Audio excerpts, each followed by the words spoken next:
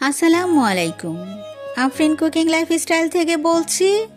আর কয়েকদিন পরেই চলে আসছে রহমত, বরকত আর মাগফিরাতের মাস, পবিত্র মাহে রমজান। এ মাসে আমরা সারা বছরের তুলনায় ইবাদত বেশি বেশি করার চেষ্টা করি, কিন্তু রাতের খাবার, ইফতার, সেহরি এসব কিছুর জন্যই আমাদের বেশিরভাগ সময়টাই কিচেনে কাটাতে হয়। সারাদিন রোজা রেখে ইবাদতের পাশাপাশি এসব কাজগুলো করতে আমাদের হিমশিম খেতে হয়। আবার ইফতার সেহরিতেও ভালো কিছু করার আমরা সবাই চেষ্টা করে থাকি। তাই কিছু কিছু কাজ যদি আগে থেকেই গুছিয়ে রাখা হয় তাহলে কিন্তু পরিশ্রমটা কমে যায় আর সময় মতো আমরা ইবাদতটাও করে নিতে পারি। তাই আমি কিভাবে রমজানের জন্য কাজগুলো গুছিয়ে নিয়েছি সেটা আপনাদের সাথে শেয়ার করছি। আশা করি খুবই উপকারে আসবে।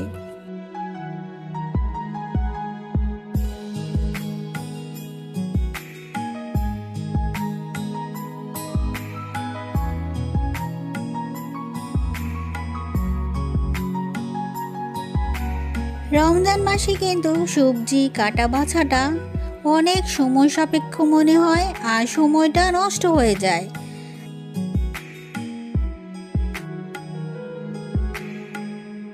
ফ্রোজেন করে রেখে দিতে পারেন, তাহলে কিন্তু সময় বেঁচে যেতে পারে। আবার রান্নাটাও সহজ হয়ে যায়। সারাদিন রোজা রাখার পর যেন এইসব কাজগুলোকে অনেক কঠিন মনে হয়। তাই সবজি যারা পছন্দ করেন তারা কিন্তু এভাবে কেটে জিপলক ব্যাগে ভরে ফ্রোজেন করতে পারেন। লাল শাক বাছার জন্য প্রথমে আটিটা কেটে নিচ্ছি, ভালো করে পরিষ্কার করে জিপলক ব্যাগে ভরে রেখে দিলাম। একইভাবে পালং শাকটাকেও রেখে দিচ্ছি। এই শাকগুলো দিয়ে কিন্তু অনেক সময় আমরা ইফতারেও কাজে লাগাতে পারি। পুঁই শাকটাকেও বেছে নিচ্ছি। অবশ্যই জিপলক ব্যাগটা বন্ধ করার আগে বাতাসটা বের করে নেবেন। আচ্ছা, পুঁই শাক যদি রান্না করতে চান সেক্ষেত্রে কিন্তু ডাঁটাগুলো আগে দিতে হয়। তাই চেষ্টা করবেন পুঁই শাকের ডাঁটাগুলো আলাদা রাখতে, এতে রান্নার সময় খুব সহজ হয়ে যায়। একই সাথে কিছু শিম পরিষ্কার করে রেখে দিচ্ছি, এতেও রান্না সহজ হয়। এখন কিছুটা গাজর আগেই ভালো করে ধুয়ে মুছে জিপলক ব্যাগে ভরে নর্মাল ফ্রিজে রেখে দেব। সাথে ধুয়ে মুছে রেখে দেবেন কিছুটা পেঁয়াজ কলি, এটাও কিন্তু অনেক কাজে লাগে। এই জিপলক ব্যাগগুলো নর্মাল ফ্রিজে রেখে সংরক্ষণ করতে পারেন প্রায় 10 থেকে 15 দিন। কাজ কিন্তু সহজ হয়ে যাচ্ছে। ধনেপাতাগুলোও কিন্তু বাছতে অনেক সময় নেয়, তাই একইভাবে বেছে গুছিয়ে রেখে দেবেন। আচ্ছা, ইফতারে কিন্তু আমরা রোল, সমুচা, সিঙ্গারা এইসব ঝটপট তৈরি করে নিতে পারি যদি একই সাথে অনেকটা ডো তৈরি করে নেই। আমি এখানে 1 কেজি ময়দার ডো তৈরি করে নিচ্ছি। পরিমাণ মতো নুন, হাফ কাপ রেগুলার তেল দিয়ে খুব ভালো করে মিশিয়ে নেবেন। হালকা কুসুম পানি দিয়ে একটা ডো তৈরি করবেন, কারণ এই ডোটা দিয়ে আমরা রোল, সমুচা, অন্থন অথবা সিঙ্গারা যাই তৈরি করি না কিন্তু ভালো হবে। একটু শক্ত করে ডোটা তৈরি করে রেখে দেবেন 10 মিনিট। তারপরে দেখুন আমি কিভাবে ছোট ছোট লেচি কেটে ভেতরে তেল ভরে মুড়ে রেখে দেব।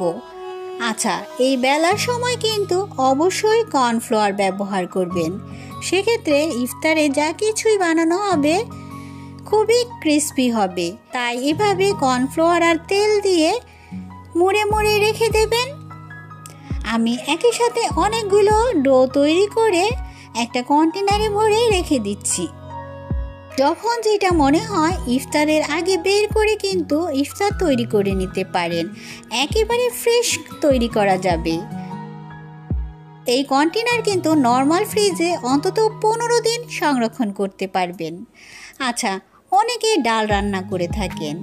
প্রতিদিন কিন্তু ইফতারের পর ভালো লাগে না ডাল সেদ্ধ করা, তাই যারা মসুরের ডাল পছন্দ করেন তারা একসাথে অনেকগুলো ডাল প্রথমে ভিজিয়ে রাখবেন। কষলে কষলে ধুয়ে গ্যাসে বসিয়ে দেবেন। হলুদ, নুন আর আদা রসুন বাটা দেবেন। কখন দেবেন জেনে নিন। বলকানোর পর যখন ফেনা উঠে যাবে, ফেনাগুলো ফেলে তারপরে দিয়ে ঢাকা দিয়ে সেদ্ধ করে নেবেন। সেদ্ধ হওয়ার পর ছোট ছোট কন্টেনারে ভরে নর্মাল ফ্রিজে রেখে দেবেন। এতে কিন্তু প্রতিদিন ডাল রান্না সহজ হয়ে যায়। আমরা অনেক সময় বাঁধাকপি দিয়ে ইফতারে তৈরি করে থাকি, আবার সেহরিতেও গরুর মাংস দিয়ে রান্না করে থাকি। তাই এই বাঁধাকপিটাকেও যদি খুব ভালো করে কেটে ধুয়ে রেখে দেই তাহলে ইফতার বা সেহরিতে খুব সহজে ব্যবহার করতে পারি। এটাকেও কুচিয়ে নিয়ে জিপলক ব্যাগে রেখে দেব। নর্মাল ফ্রিজেও রেখে দিতে পারেন প্রায় 1 সপ্তাহের জন্য। বেশি রাখতে চাইলে ডিপ ফ্রিজে সংরক্ষণ করতে পারেন।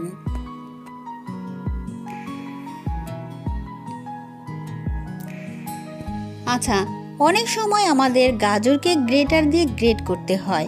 ইফতারের সময় কিন্তু সময় থাকে না, তাই বেশ কিছু গাজরকেও গ্রেটার দিয়ে গ্রেট করে জিপলক ব্যাগে সংরক্ষণ করব। সারা রমজান জুড়ে এটা ইফতারে ব্যবহার করব।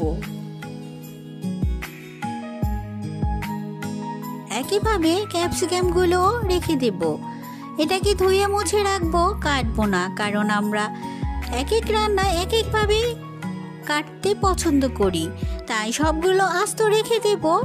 যখন খুশি তখন প্রয়োজন মতো কেটে নেব। আশা করি আমার এই রমজানের টিপসগুলো আপনার কাছে ভালো লেগেছে। যদি আপনাদের কাছে ভালো লাগে আপনারাও কিন্তু এভাবে তৈরি করে রেখে দিতে পারেন। আমাদের মশলাটা কিন্তু অনেক গুরুত্বপূর্ণ, আর এটা আমাদের ইফতার বা সেহরি রান্নাতে প্রয়োজন হয়। এটাকে খুব ঝামেলাও মনে হয়, তাই এই প্রস্তুতিগুলো আগে করে নেবেন। গোলমরিচটাকে একটু টেলে ব্লেন্ড করে গুঁড়ো করে নেবেন, কারণ এই গোলমরিচটা কিন্তু আমাদের ইফতারে প্রয়োজন হয়। অনেক রকম আইটেমে আমরা এই সাদা গোলমরিচ বা কালো গোলমরিচ ব্যবহার করে থাকি। একটু টেলে ব্লেন্ড করে ঠান্ডা করে রেখে দেবেন কন্টেনারে। সারা মাস জুড়ে ব্যবহার করতে পারবেন। একইভাবে জিরাও কিন্তু আমাদের একটা মশলার গুরুত্বপূর্ণ অংশ, তাই জিরাটাকেও ভালো করে টেলে ঠান্ডা করে নেবেন। একইভাবে খুব মিহি করে ব্লেন্ড করে ঠান্ডা করে একটা কন্টেনারে ভরে রাখবেন। এই জিরাও কিন্তু আমাদের রান্নার কাজে অনেকটাই সহযোগিতা করে, আর এটাকে যদি আগেই তেলে গুঁড়ো করে রাখা হয় তাহলে আমাদের সময় অনেকটাই বেঁচে যায়।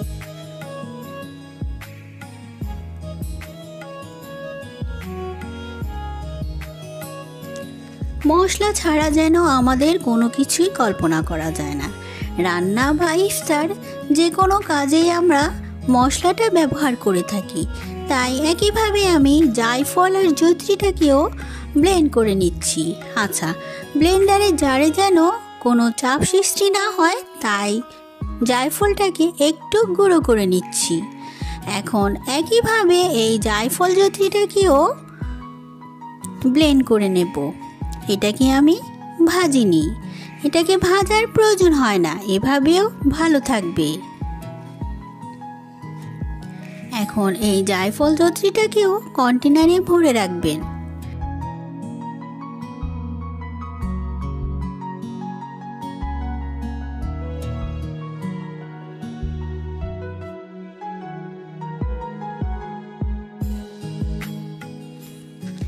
এখন নিচ্ছি দারচিনি, এলাচ। গরম মশলা আমরা অনেকটাতে আস্ত ব্যবহার করি, আবার অনেকটাতে গুঁড়োটা ব্যবহার করে থাকি। তাই এই কাজগুলো যদি আগেই করে রাখা যায় ইবাদতে কিন্তু মশগুল থাকা যায়, আর আমাদের সময়ও অনেকটা বেঁচে যায়। তাই চেষ্টা করবেন এই কাজগুলো রমজানের আগেই প্রস্তুত করে নেবেন।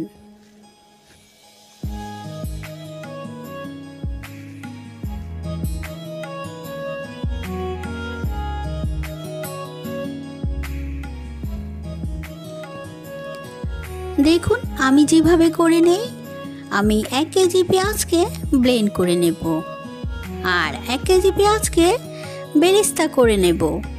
এই ব্লেন্ড করা পেঁয়াজ আর বেরেস্তা ভাজা পেঁয়াজ দিয়ে কিন্তু চট জলদি করেই যে কোনো রান্না করে নিতে পারেন। এখন বেরেস্তা ভাজার প্রসেসটা দেখে নিন। বেশি করে তেল দিয়ে দেবেন। তেলটা গরম হওয়ার পর খুব মিহি করে কুচিয়ে নেওয়া পেঁয়াজটা দিয়ে দেবেন। গ্যাসের ফ্লেমকে হাই করে দেবেন প্রথম অবস্থায়। পেঁয়াজটা যখন একটু নরম হয়ে যাবে, গ্যাসের ফ্লেমকে মিডিয়াম করে ধৈর্য ধরে ভেজে নেবেন। 1 টেবিল চামচ চিনি দিয়ে দেবেন। এতে পেঁয়াজ বেরেস্তাটা অনেক ক্রিস্পি থাকে। এখন এই পেঁয়াজ বেরেস্তাকে ঠান্ডা করে কন্টেনারে ভরে নর্মাল ফ্রিজে রেখে সংরক্ষণ করতে পারেন সারা রমজান জুড়ে। আর এই বেরেস্তা যে কী কাজে লাগে সেটা আমরা সবাই জানি। আমাদের ইফতার থেকে শুরু করে সেহরি পর্যন্ত সব রান্নাতেই আমরা এই বেরেস্তা ব্যবহার করে থাকি। আর এটা যদি আমরা একসাথে অনেকগুলো করে রাখি তাহলে কিন্তু আমাদের সময়টা অনেক গুণ বেঁচে যায়।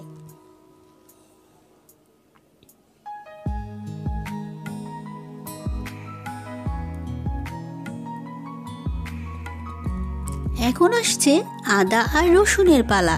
এটা ছাড়া তো আমাদের কোনো কিছুই কল্পনা করা যায় না। রান্নার যে কোনো ক্ষেত্রেই কিন্তু মূল উপকরণ হিসেবে আমরা আদা আর রসুনটাকেই ব্যবহার করি। আমি 1 কেজি আদার সাথে হাফ কেজি রসুন নিয়েছি। এটা কিন্তু বাবুর্চিদের মেজারমেন্ট। চাইলে এভাবেও ব্লেন্ড করতে পারেন, আবার চাইলে আদাটাকে আলাদা করে আবার রসুনটাকে আলাদা করে ব্লেন্ড করতে পারেন। আমি একসাথেই ব্লেন্ড করে নেই। এখন একটা কন্টেনারে ভরে ডিপ ফ্রিজে সংরক্ষণ করব। সারা রমজান জুড়েই কিন্তু আমরা এই আদা রসুনটা ব্যবহার করতে পারবো। বাকি থাকা অংশটুকু আমি নর্মাল ফ্রিজে রেখে দেব আর যখন খুশি তখন ব্যবহার করব। এখন কুচিয়ে নিয়েছি পেঁয়াজ। এই পেঁয়াজটাকে কিন্তু একটা কন্টেনারে ভরে নর্মাল ফ্রিজে অন্তত 2-3 দিন ব্যবহার করতে পারবেন। তাই একসাথে যদি অনেকগুলো পেঁয়াজ কুচিয়ে নেন আমাদের ইফতারের সময় চটজলদি ব্যবহার করতে পারি। আশা করি আমার এই সময় বাঁচানো রমজানের প্রস্তুতি আপনাদের ভালো লেগেছে। ইফতারে আমরা প্রতিদিনই কিছু না কিছু ভাজা রেখে থাকি, যেমন চিকেন ফ্রাই, ভেজিটেবল রোল, আরও অনেক কিছু আছে যা কিছুতে আমরা ব্রেড ক্রাম্ব ব্যবহার করে থাকি। এই ব্রেড ক্রাম্বটা যদি একসাথে করে রাখা যায় তাহলে কিন্তু অনেক সহজ হয়ে যায় আর সহজেই কিন্তু এই ব্রেড ক্রাম্বটা তৈরি করে নিতে পারেন। আমি কিছুটা ব্রেডকে ব্লেন্ড করে সাদাই রেখেছি, কিছুটাতে আবার একটু ফুড কালার দিয়েছি। এখন এই ব্রেড ক্রাম্বটাকে একটু ভেজে নেবেন। এই ভেজে নেওয়ার কারণে ব্রেড ক্রাম্বটা কিন্তু 1 মাস ব্যবহার করতে পারবেন। অবশ্যই গ্যাসের ফ্লেমকে হাই করে প্রায় 2 থেকে 3 মিনিট ভেজে নিলেই কিন্তু আপনার ব্রেড ক্রাম্ব তৈরি। এটা কিন্তু একেবারে বাইরে থেকে কিনে আনা ব্রেড ক্রাম্বের মতো হবে।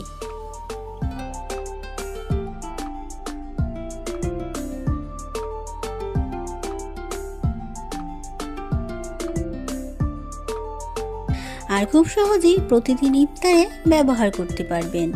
আচ্ছা, ভাজার পর কিন্তু অবশ্যই ঠান্ডা করে কন্টেনারে ভরে রাখবেন। এ ভাজার কারণে কিন্তু ফ্রিজে সংরক্ষণ না করলেও চলবে। আচ্ছা, এখন চলে আসি চিলি ফ্লেক্স। আমাদের কিন্তু আলুর চপ, পেঁয়াজু, ছোলা এই সব কিছু ইফতারে যেন একটা কমন আইটেম। এই সব কিছুর জন্য আমাদের চিলি ফ্লেক্সের প্রয়োজন হয়। তাই একসাথে যদি অনেকগুলো চিলি ফ্লেক্স করে রাখা যায় তাহলে অনেক ভালো হয়। আমি এখানে শুকনো মরিচটাকে প্রথমে টেলে নিচ্ছি। অবশ্যই টেলে নেবেন। ঝাল বুঝে শুকনো মরিচটা বাছাই করে নেবেন। গরম অবস্থায় বোটাগুলো ফেলে দেবেন।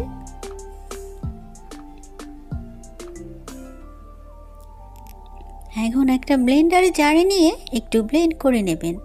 একেবারে মিক্স করতে হবে না, যেমনটি আমরা বাইরে থেকে চিলি ফ্লেক্স কিনে আনি ঠিক সেরকমই হবে, একটু দানাযুক্ত চিলি ফ্লেক্স।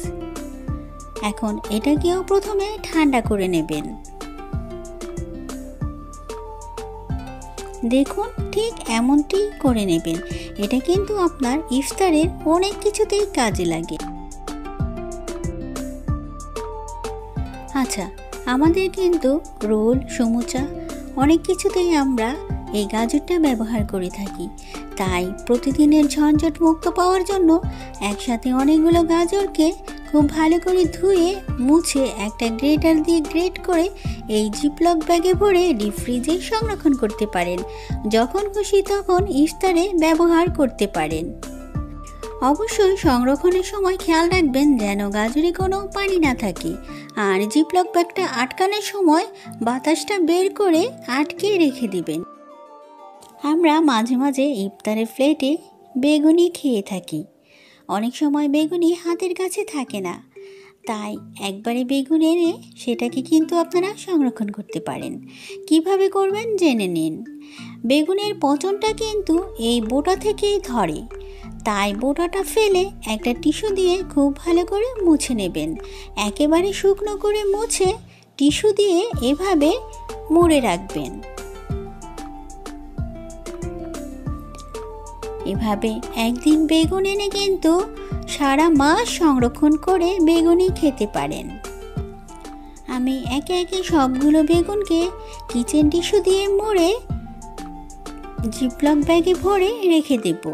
এটা কিন্তু নর্মাল ফ্রিজে রাখলেই হবে। আশা করি আমার এই সহজ পদ্ধতিতে রমজানের প্রস্তুতি আপনাদের ভালো লেগেছে। যদি ভালো লেগে থাকে ভিডিওটা একটা লাইক দিয়ে দেবেন। চ্যানেলে নতুন হলে চ্যানেলে সাবস্ক্রাইব করে পাশে থেকে যেতে পারেন। সবাই খুব ভালো থাকবেন। আবার প্রস্তুতি নিয়ে হাজির হব। আল্লাহ হাফিজ।